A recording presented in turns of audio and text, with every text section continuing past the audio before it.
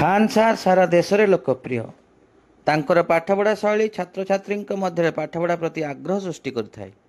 ତଥାପି ନିକଟରେ ଖାନ୍ ସାର୍ଙ୍କ ଏକ ଖବର ସମସ୍ତଙ୍କୁ ଚକିତ କରିଛି। ସୋସିଆଲ ମିଡ଼ିଆରେ ଏକ ଭିଡ଼ିଓ ଭାଇରାଲ ହେଉଛି, ଯେଉଁଥିରେ ଖାନ୍ ସାର୍ କ୍ଲାସ୍ ସମୟରେ ତାଙ୍କ ବିବାହ ବିଷୟରେ କଥା ହେଉଥିବାର ଦେଖାଦେଇଛି। ଭିଡ଼ିଓରେ ଖାନ୍ ସାର୍ କହୁଛନ୍ତି ଯେ, ଯୁଦ୍ଧ ସମୟରେ ଆମେ ବିବାହ କରିଥିଲୁ।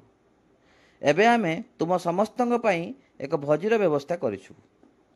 ଭାରତର ବେଶ୍ ପପୁଲାର ଶିକ୍ଷକ ଖାନ୍ ସାର୍ଙ୍କୁ କିଏ ବା ନ ଜାଣେ।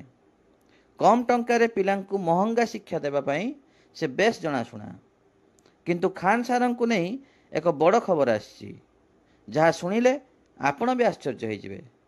କହି ରଖୁଛୁ କି ଖାନ୍ ସାର୍ଙ୍କ ବିବାହକୁ ନେଇ ଅନେକ ଥର ପ୍ରଶ୍ନ ଉଠିଛି। ତଥାପି ଏଥର ଖାନ୍ ସାର୍ ନିଜେ ତାଙ୍କ ଛାତ୍ରମାନଙ୍କ ସମ୍ମୁଖରେ ଏହା ପ୍ରକାଶ କରିଛନ୍ତି।